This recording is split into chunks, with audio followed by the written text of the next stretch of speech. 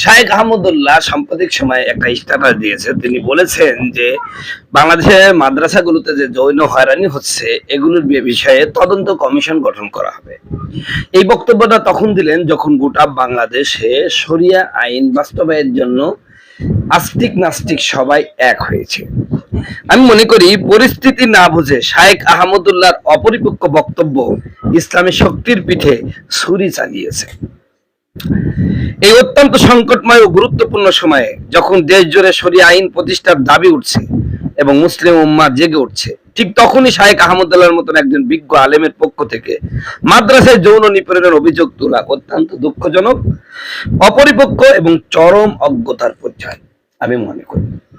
আমি আরো মনে করি এটা কোনো সাধারণ ভুল নয়, এটা সময়ের সাথে চরম বিশ্বাসঘাতকতা। যখন সেকুলার, বামপন্থী, নাস্তিক ও ইসলাম বিরোধী শক্তিগুলো মাদ্রাসা শিক্ষা ব্যবস্থা, আলেম সমাজ এবং ইসলামী মৌলবোধকে সম্পূর্ণ ধ্বংস করার জন্য গভীর ষড়যন্ত্রে লিপ্ত, ঠিক সেই মুহূর্তে একজন প্রভাবশালী আলেমের এমন বক্তব্য তাদের হাতে আগুনের মতো অস্ত্র তুলে দেওয়া। আহমদুল্লাহ এই সময়ের বক্তব্যটা মূলত ইসলাম বিরোধী শক্তি, মাদ্রাসা বিরোধী শক্তির হাতে আগুনের মতন অস্ত্র তুলে দেওয়া। এটা শুধু অপরিপক্কতা নয়, এটা ইসলামী শক্তির পিঠে ছুরি চালানোর সমতুল্য।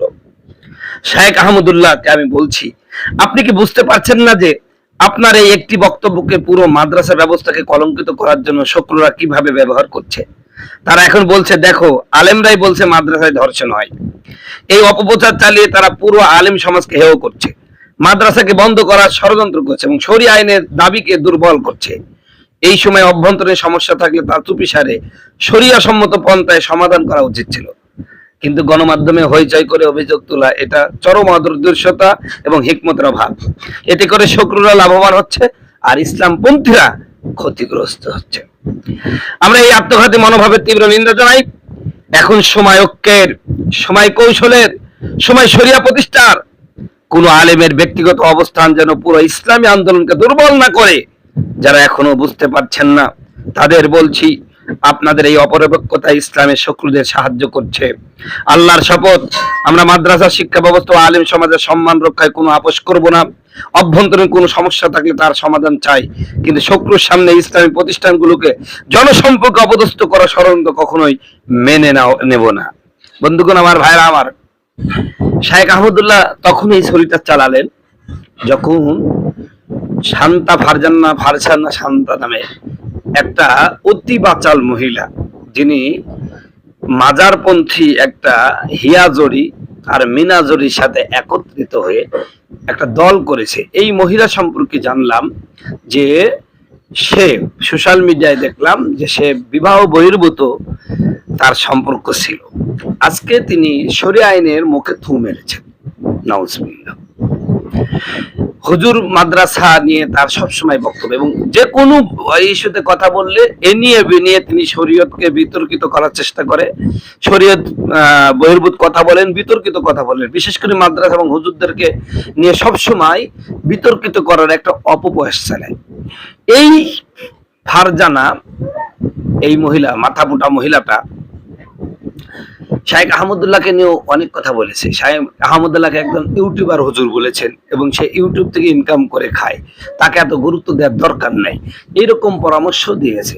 যখন গোটা বাংলাদেশ এই মহিলার বিরুদ্ধে লেখালেখি করছে এবং তাকে বলছে যে তুমি সাবধান হয়ে যাও, আমাদের প্রিয় শায়েখ আহমদুল্লাহর বিরুদ্ধে কথা বলছো, ইসলাম নিয়ে তুমি যাতা বলছো, তোমার কিন্তু যে কোনো সময় তোমার একটা আদর হয়ে যাবে, বিশাল পরিমাণের আদর হয়ে যাবে। এরকম ভাবে যখন ইসলামপন্থীরা শায়েখ আহমদুল্লাহকে সাপোর্ট দিচ্ছে, তখন তিনি ইসলাম পন্থীদের পিছনে দিলে একখান বাঁশ। কেন ভাই? তুমি বিশাল বড় আলেম, আসলে বিশাল বড় আলেম কতটুকু জানি না, কিন্তু বিশাল বড় একটা সেলিব্রিটি আলেম, এতে কোনো সন্দেহ নাই। তাই বলি তুমি যখন তখন বকবক করবা, তোমার বকবক করার একটা সময় থাকে না? তুমি বড় সেলিব্রিটি হয়ে গেছো বলে নবাবজাদা রসুলুল্লাহ খান হয়ে গেছো। নিঃসন্দেহে মাদ্রাসায় তো সবাই ফেরেশতা না, হুজুর বলেই সব ফেরেশতা। কিছু আজাজিলের উত্তরসূরি আছে, তারা অকাম কুকাম করে থাকে, কিন্তু সেই সংখ্যাটা কত? খুব কম না? খুব বেশি নাকি? এই অল্প জিনিসকে মিডিয়ায় বেশি করে দেখলা, তুমি মিডিয়ার সুরে সুর মিলিয়ে তাদের খুশি করার জন্য একটা সেলিব্রিটি বক্তব্য দিয়ে দিলা যে মাদ্রাসায় এগুলো তদন্ত কমিশন করবে। তুমি কি যাবা? তুমি কি দা? তুমি কওমি মাদ্রাসা বোর্ডের কেউ না, তুমি হেফাজতের কেউ না, তুমি কমিশন করার কি দা? তোমাকে এই সময় মাদ্রাসার আলেমদেরকে করছে না, তোমাকে তো দলিল মনে করছে। টকশোগুলোতে বলছে এই দেখো শেখ আহমদুল্লাহ নিজে বলছে, না হলে কি এই কথা বলে?